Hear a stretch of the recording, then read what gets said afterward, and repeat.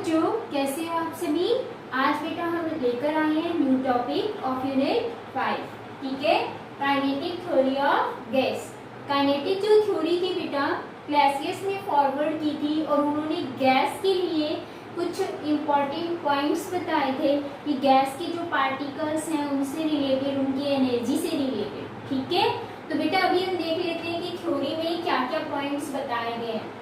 देखो बेटा, किसी भी जो गैस के पार्टिकल्स होते हैं, आपको पता है कि गैस के पार्टिकल बहुत सारे होते हैं एक कंटेनर के अंदर, है ना। ठीक है, या फिर वेसल के अंदर।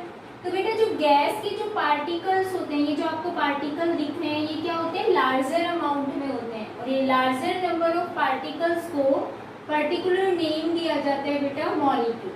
ठीक है, दैट मीन्स जो गैस के पार्टिकल्स हैं उनको हम क्या बोलेंगे, molecule, according to kinetic theory of gas. ठीक है, एंड बेटा जो ये मॉलिक्यूल्स होते हैं ये बहुत ज्यादा अमाउंट में है, एंड साथ साथ आपको देखने को मिल रहा होगा कि इनका जो साइज है वो क्या है, स्मॉल है। बहुत ज्यादा स्मॉल साइज होने की वजह से बेटा जो इनकी वॉल्यूम होगी वो क्या होगी, नेगलेक्ट होगी as compare to total volume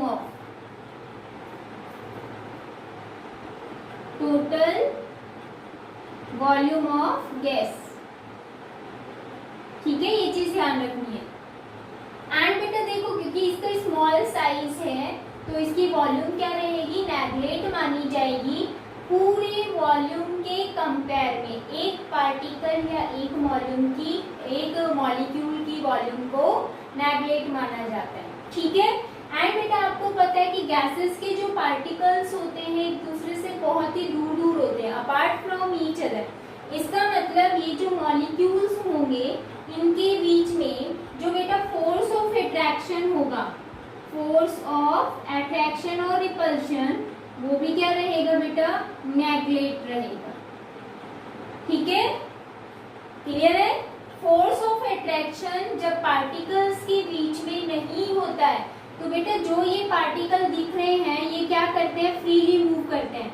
कोई इधर मूव करेगा, कोई इधर मूव करेगा, कोई भी डायरेक्शन नहीं होती, कंटिन्यूअसली क्या करते हैं, ये मोशन करते रहते हैं। ठीक है, मूव करते रहते हैं।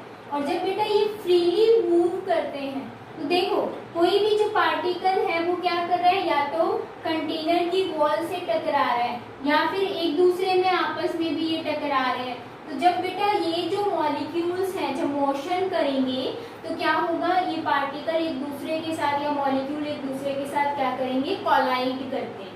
ठीक है, कोलाइड करना खुद के साथ भी एंड वॉल ऑफ कंटेनर के साथ। ठीक है, एंड जब बेटा ये कोलाइड्स करते हैं तो इनमें जो कॉलिजन होता है वो परफेक्टली इलास्टिक होता है। परफेक्टली इलास्टिक का मतलब इनकी जो एनर्जी होगी यहाँ पर रिमेन्स द कंजर्व। ठीक है, ये चीज ध्यान रखना है।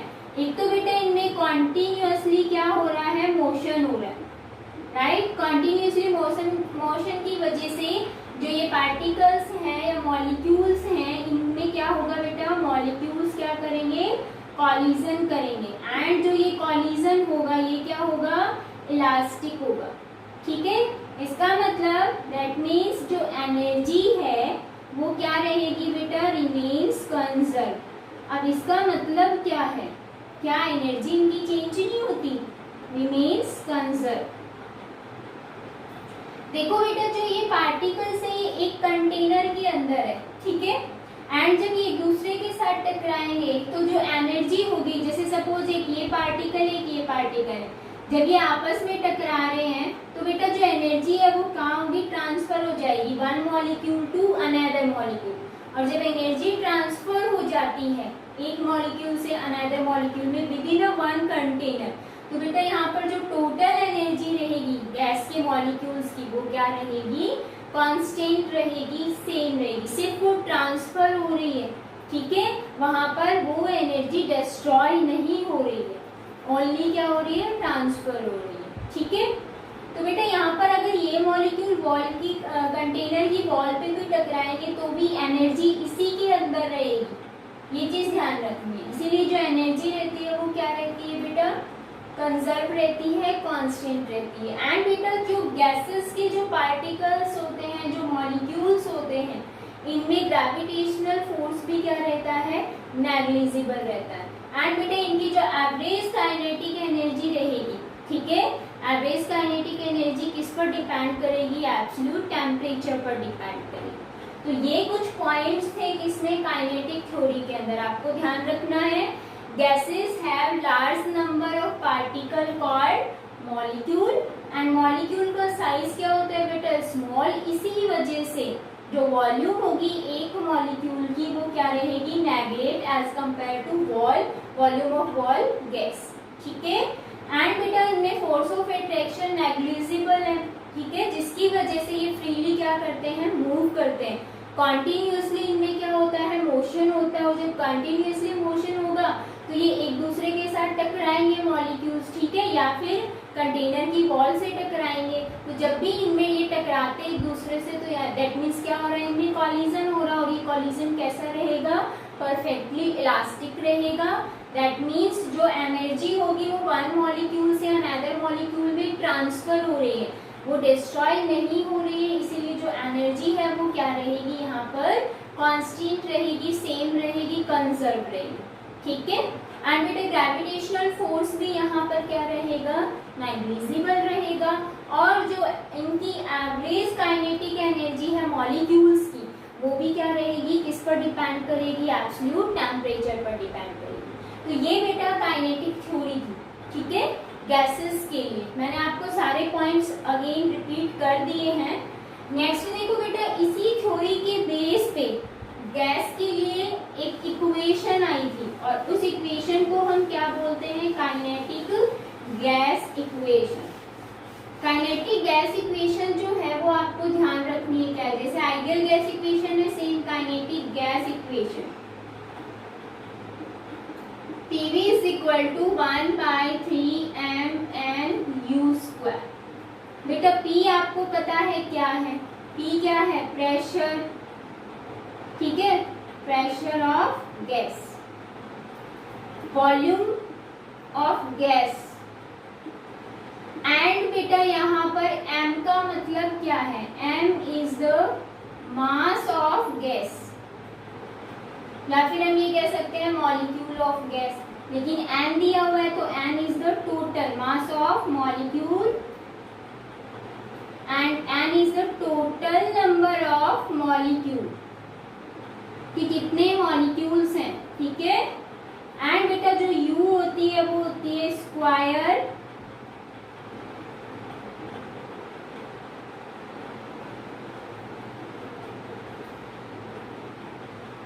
ठीक है, जो स्क्वायर रूट स्पीड होती है वो होती है u। अब देखो बेटा ये थी काइनेटिक गैस इक्वेशन। इसके बेस पे अगर न्यूमेरिकल आता है, कुछ वैल्यू दी हुई रहे, या तो प्रेशर पूछे या वॉल्यूम पूछे या फिर इसकी वैल्यू पूछे स्पीड की, तो आप बता सकते, ठीक है। तो ये थी काइनेटिक गैस इक्वेशन। अब हम कुछ इंपॉर्टेंट पॉइंट्स देखेंगे, वो बहुत इंपॉर्टेंट है बेटा, उसके बेस पे क्वेश्चन आते हैं, ठीक है। तो अब देखो वो इंपॉर्टेंट पॉइंट्स कौन कौन से हैं। आपने एक आइडियल गैस इक्वेशन पढ़ी थी ना, तो बेटा उसके बेस पे आपको 2 पॉइंट्स ध्यान में रखने हैं। वो क्या होते हैं, हमने कहा कि आइडियल गैस इक्वेशन है, ठीक है, और आइडियल गैस इक्वेशन को जो गैस फॉलो करेंगी, ठीक है, जो गैस फॉलो करती हैं उनको हम क्या बोलेंगे, ideal gas. Ideal gas which are follow the ideal gas equation. और जो बेटा फॉलो नहीं करती, डू नॉट फॉलो, वो वाली गैस कौन सी होंगी बेटा, रियल गैस, ठीक है। ये चीज ध्यान रखनी है आपको। आइडियल गैस इक्वेशन हमने पढ़ी थी, गैस लॉ के बेस पे आइडियल गैस इक्वेशन निकल कर आई थी। एंड बेटा जिस इस इक्वेशन को फॉलो करेगा, जो गैस फॉलो करती है उस गैस को हम आइडियल गैस बोलेंगे, और जो फॉलो नहीं करेगी वो क्या होती है, रियल गैस होती है, ठीक है। तो बेटा एक चीज याद रखना, जो रियल गैस है वो आइडियल गैस की तरह बिहेव करने लग जाती है, लेकिन कुछ कंडीशन में करने लगती है। अगर कोई आपसे ये कहता है कि हमारे एनवायरनमेंट के अंदर जितनी भी गैसेस हैं वो गैसेस रियल गैस है या आइडियल गैस है, तो आपको ध्यान रखना है कि all gases are real gas. ठीक है, ये ध्यान रखना, रियल गैसेस होती हैं, आइडियल नहीं होती है। बट रियल गैसेस को आइडियल में कन्वर्ट किया जाता है, या हम कहें कि रियल गैसेस जो है वो आइडियल गैस की तरह बिहेव कब करने लगती है, जब हम कुछ कंडीशंस देते हैं। और बेटा वो कंडीशन कौन सी होती है वो आपको ध्यान रखनी है। अगर बेटा आप टेम्परेचर क्या कर देते हो, हाई टेम्परेचर एंड लो क्या रहेगा बेटा, प्रेशर। जब टेम्परेचर हाई करोगे और प्रेशर क्या करोगे, लो करोगे, then real gas behave at high temperature and low pressure, real gas are behave as ideal gas. ठीक है, ये ध्यान रखना है आपको। रियल गैसेस आइडियल गैसेस की तरह बिहेव करने लगती है, बट कंडीशन क्या है बेटा, टेम्परेचर होना चाहिए हाई एंड प्रेशर होना चाहिए लो। ठीक है, अब बेटा जिस टेम्परेचर पर रियल गैसेस किसकी तरह बिहेव करती हैं, आइडियल गैस की तरह, उस टेम्परेचर को हम क्या बोलते हैं, बॉयल टेम्परेचर। ठीक है, तो बॉयल टेम्परेचर क्या होता है, the temperature at which real gases are behave as ideal gas, उसी को आप क्या बोलोगे, बॉयल टेम्परेचर। ठीक है, एंड बेटा इसके बेसिस पे हम कुछ डेविएशंस देखेंगे कि आइडियल गैस रियल गैसेस कैसे आप निकालोगे, कि जो गैसेस होते हैं वो आइडियल गैस की तरह बिहेव करने लग जाते हैं, तो उसमें कुछ डेविएशंस आते हैं, वो डेविएशंस अभी हमें देखना है। किसके बेस पे, अभी आपने बॉयल्स टेम्परेचर पढ़ा, तो according to Boyle's law we know that PV is equal to क्या होता है, कांस्टेंट। तो बेटा अभी हम कुछ डेविएशंस डिस्कस करने वाले हैं, और बेटा बहुत इंपॉर्टेंट भी है, ध्यान भी रखना है आपको। ठीक है, तो नेक्स्ट हमारा टॉपिक आता है deviation.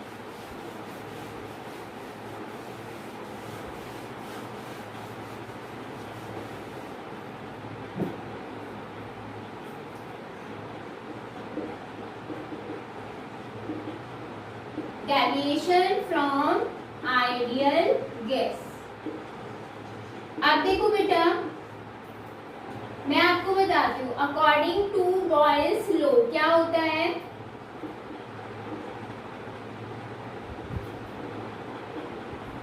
PV is equal to constant होता है, हमें पता है ना।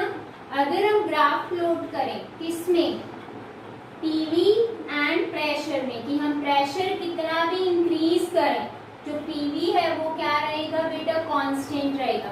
दैट मीन्स यहाँ पर ये क्या आ रहा है, कांस्टेंट आ रहा है। ठीक है, बट क्या था देखो, कुछ ऐसी गैसेस होती हैं आइडियल गैसेस जिसमें हम प्रेशर इंक्रीज, क्योंकि वो रियल नहीं रही, प्रेशर हम क्या कर रहे हैं, चेंज कर रहे हैं। तो अगर बेटा जब हम प्रेशर इंक्रीज कर रहे हैं तो ये आपके पास H2 का ग्राफ आता है, मतलब पीवी कांस्टेंट नहीं रहता, पीवी कंटिन्यूअसली क्या होता रहता है, increase with increase pressure.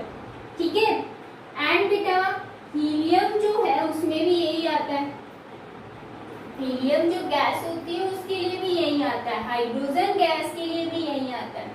But बेटा कुछ डेविएशंस ऐसे हैं जिसमें बेटा जब हम प्रेशर इंक्रीज करते हैं तो फर्स्टली पीवी क्या होता है, डिक्रीज, और देन फिर क्या होता है, इंक्रीज। देखो ये कांस्टेंट था, पहले वो डिक्रीज हुआ, देखो वैल्यू नीचे जा रही है, फिर उसके बाद क्या हो रहा है, इंक्रीज हो रहा है। ये होता है CO2 के लिए। सेम एज इट इज कुछ और गैसेस हैं जिसमें पहले डिक्रीज होगा, देन क्या होगा बेटा, इंक्रीज होगा, ये होगा CH4 के अंदर। तो इसमें ज्यादा डेविएशन देखने को मिल रहा है। ठीक है, तो हम ये मान सकते हैं कि इसमें ये क्या है, जीरो वैल्यू मान सकते हैं। यहाँ पर जीरो से ऊपर पॉजिटिव होती है और अगर नीचे आ रही है तो क्या होती है, नेगेटिव होती है। ठीक है, तो इस डेविएशन को एक्सप्लेन किया जाता है बेटा कैसे हम कह रहे हैं कि हमें यहाँ पर दिख रहा है कि जब हम प्रेशर इंक्रीज कर रहे हैं तो कुछ गैसेस जैसे CO2 है, CH4 है, उसमें फर्स्टली PV क्या होता है, डिक्रीज, देन क्या होता है, इंक्रीज।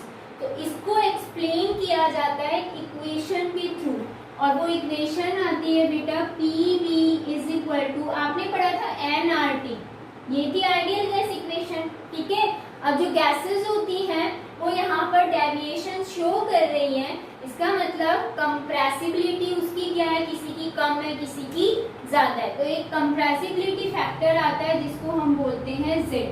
इस इक्वेशन के थ्रू बेटा हम क्या करते हैं, डेविएशन को एक्सप्लेन करते हैं। ठीक है, देखो कैसे, ये Z यहाँ पर क्या है बेटा, कंप्रेसिबिलिटी फैक्टर।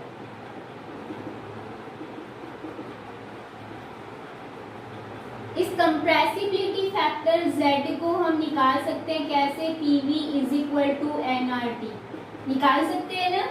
अब देखो आइडियल गैस इक्वेशन में क्या होता है बेटा, PV इज इक्वल टू क्या होता है, nRT। इसका मतलब ये दोनों वैल्यू क्या है, इक्वल, और जब ये दोनों वैल्यू इक्वल आती है तो Z की वैल्यू कितनी आएगी बेटा, 1 आएगी। ठीक है, बट बेटा जो रियल गैसेस होती हैं, उन रियल गैसेस में जो PV होता है वो nRT के इक्वल नहीं आता है, और जब ये दोनों वैल्यू अनइक्वल है तो Z की वैल्यू भी 1 के इक्वल नहीं आएगी। तो इस केस में क्या होगा बेटा, इस केस में ये होगा Z या तो बेटा ग्रेटर देन 1 होगा या फिर Z लेस देन 1 रहेगा। ये दो कंडीशन आती है जब 1 के इक्वल नहीं आएगा तो कंप्रेसिबिलिटी फैक्टर अगर ग्रेटर देन 1 आता है तो बेटा इसका मतलब वो पॉजिटिव डेविएशन शो करेगा। ठीक है, और जब वो पॉजिटिव डेविएशन शो करता है तो इसका मतलब वो जो गैस होंगी वो क्या होंगी, लेस कंप्रेसिबल होंगी, ये ध्यान रखना। ठीक है, आपको यह दिख रहा है हाइड्रोजन एंड हीलियम, दिख रहा है ना, ये इस कांस्टेंट लाइन से अपर साइड है, अबो साइड है ना, इसका मतलब ये क्या शो कर रही है, पॉजिटिव डेविएशन शो कर रही है। तो इन दोनों में बेटा जो कंप्रेसिबल फैक्टर है उसकी वैल्यू हमेशा ग्रेटर देन 1 आती है, और ग्रेटर देन जब 1 आती है तो इसका मतलब ये गैसेस क्या है बेटा, लेस कंप्रेसिबल है। ठीक है, इनमें पॉजिटिव डेविएशन ही हमें दिख रहा है। ये हम कैलकुलेशन लास्ट में देखेंगे कि Z फैक्टर को हम कैसे निकालते हैं किसी भी रियल गैसेस के लिए। ठीक है, क्योंकि रियल गैसेस के लिए हम Z निकाल रहे हैं, आइडियल के लिए हमेशा Z की वैल्यू 1 ही आएगी, बट इनमें Z की वैल्यू ग्रेटर देन या लेस देन 1 रहेगी। ठीक है, अगर बेटा Z की वैल्यू लेस देन 1 है तो इसका मतलब डेविएशन कैसा होगा, नेगेटिव डेविएशन, और नेगेटिव डेविएशन का मतलब ये क्या शो कर रहा है कि जो गैस होंगी वो क्या होंगी, हाईली कंप्रेसिबल होंगी। ये ध्यान रखना है, इसका मतलब समझ आ रहा है ये कि CO2 और CH4 ये क्या कर रही है, नेगेटिव डेविएशन शो कर रही है, क्योंकि हम ये कह रहे हैं कि इस कांस्टेंट लाइन को हमने 0 माना, और 0 से अपर साइड पॉजिटिव वैल्यू, 0 से नीचे नेगेटिव वैल्यू, तो ये नेगेटिव डेविएशन आ रहा है ना, पहले PV डिक्रीज हो रहा है देन इंक्रीज हो रहा है, तो नेगेटिव डेविएशन क्या शो कर रही है कि CO2 और CH4 क्या है, हाईली कंप्रेसिबल गैसेस है। ठीक है, ये चीज ध्यान रखनी है आपको। तो अब बेटा जो ये डेविएशन आया इसका रीजन क्या है, क्या कॉजेज है वो आपको देखना है, इस डेविएशन के आने का क्या रीजन है, ये कॉजेज ऑफ डेविएशन हमें डिस्कस करना है। तो आई होप इतना आपको समझ में आ गया होगा सभी। अभी फर्स्टली हम ये देख लेते हैं कि इस डेविएशन के कॉजेज क्या क्या है। आपने काइनेटिक गैस इक्वेशन पढ़ ली ना अच्छे से, उसी के बेस पे देखो यहाँ पर कुछ पॉइंट्स आएंगे वो मैं एक्सप्लेन करने वाली हूँ। ठीक है, तो जल्दी से स्क्रीनशॉट ले लीजिए, देन हम स्टार्ट करते हैं कॉजेज ऑफ डेविएशन।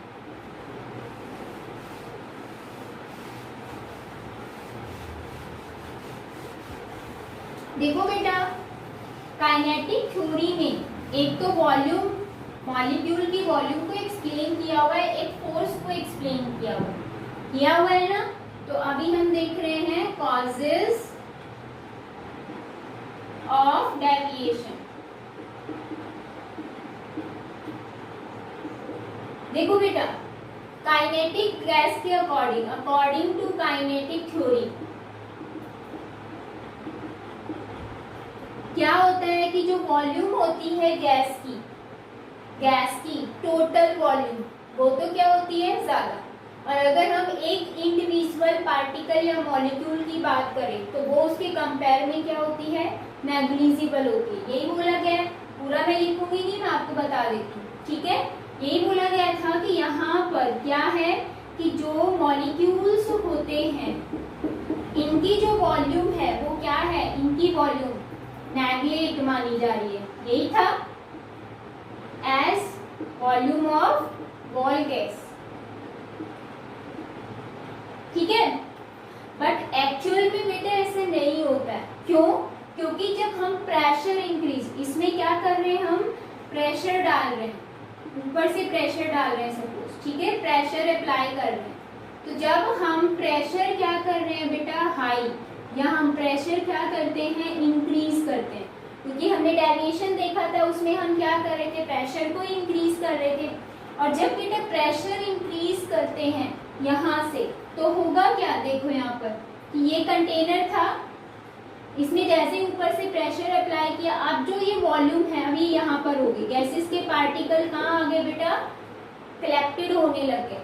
तो अगर हम गौर से देखें इस चीज में क्या कि देखो प्रेशर जब हमने अप्लाई किया तो वॉल्यूम क्या हो रही है, डिक्रीज हो रही है, वॉल्यूम कम हो रही है। क्या वॉल्यूम यहाँ पर कंप्लीटली नेग्लिजिबल हो गई, नहीं हुई। तो बेटा जब प्रेशर इंक्रीज करते हैं तो वॉल्यूम क्या होती है, डिक्रीज होती है, स्मॉल हो जाती है वॉल्यूम।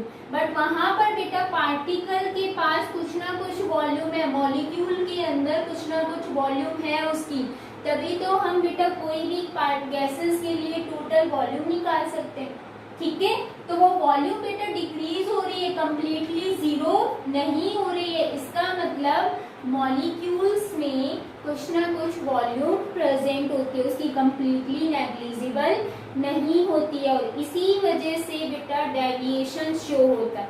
अगर वॉल्यूम क्या रहती, नेग्लिजिबल रहती, तो डेविएशन कभी भी नहीं आता। क्लियर है फर्स्ट पॉइंट में आपको ये बताना है कि जब हम प्रेशर इंक्रीज करते हैं तो वॉल्यूम क्या हो जाती है, गैस की डिक्रीज हो जाती है, और जब वॉल्यूम डिक्रीज होती है तो इसका मतलब जो गैस के जो पार्टिकल्स हैं उनकी भी कुछ ना कुछ वॉल्यूम प्रेजेंट है, जीरो नहीं है, नेग्लिजिबल नहीं है, ठीक है। सेकंड में बेटा अकॉर्डिंग टू काइनेटिक थ्योरी क्या कहा था कि जो फोर्स ऑफ अट्रैक्शन है वो क्या होता है, नेग्लिजिबल होता है, ठीक है। बट ये भी क्या है, रॉन्ग है, ऐसा नहीं होता। देखो बेटा हमने क्या किया, प्रेशर इंक्रीज किया, जब प्रेशर इंक्रीज करते हैं तो पार्टिकल क्या आ गए बेटा, पास आ गए, और जब पार्टिकल नियर बाय आ जाते हैं उनके बीच में डिस्टेंस कम हो जाती है, तो इसका मतलब क्या हुआ बेटा, उनके बीच में फोर्स ऑफ अट्रैक्शन जनरेट हो गया। तो हम ये नहीं कह सकते कि फोर्स ऑफ अट्रैक्शन नेगलेट है, मतलब फोर्स ऑफ अट्रैक्शन प्रेजेंट है, ठीक है, ये ध्यान रखना है, नेग्लिजिबल नहीं होता है। फोर्स ऑफ अट्रैक्शन में आपने ये भी देखा होगा, आपने फोर्स ऑफ अट्रैक्शन के टाइप्स देखे होंगे, ठीक है। उसमें अगर हम बात करें लंडन फोर्स या weak Van der Waals force of attraction, ठीक है, तो weak Van der Waals force of attraction क्या होता है, गैसेस पार्टिकल्स जो होते हैं जिनको हम एक कंटेनर के अंदर रखते हैं उनमें भी क्या होता है, एक फोर्स ऑफ अट्रैक्शन होता है जो टू गैसेस पार्टिकल को होल्ड करके रखता है। तो बेटा यहाँ पर हम कंप्लीटली कह ही नहीं सकते कि जो फोर्स ऑफ अट्रैक्शन है वो नेगलेट है, क्योंकि पार्टिकल्स के बीच जो गैसेस होते हैं उनके बीच में भी वीक फोर्स, या हम कहें लंडन फोर्स है या वॉन्डरवॉल फोर्स भी बोल सकते हैं उसको, ठीक है, weak force of attraction present होता है, इसी वजह से बेटा डेविएशन शो होता है। क्लियर है? तो आपको ध्यान रखना है, काइनेटिक थ्योरी में जो 2 पॉइंट बताए थे वो यहाँ पर कॉजेस में आपको ये बताना है कि दीज आर रॉन्ग, क्योंकि यहाँ पर भी वॉल्यूम होती है मॉलिक्यूल की एंड उनके बीच में फोर्स ऑफ अट्रैक्शन भी होता है, तभी हमें डेविएशन मिलता है। क्लियर है? तो बेटा ये हो गया आपका टॉपिक कंप्लीट। कल हम न्यू टॉपिक के साथ मिलेंगे। Take care.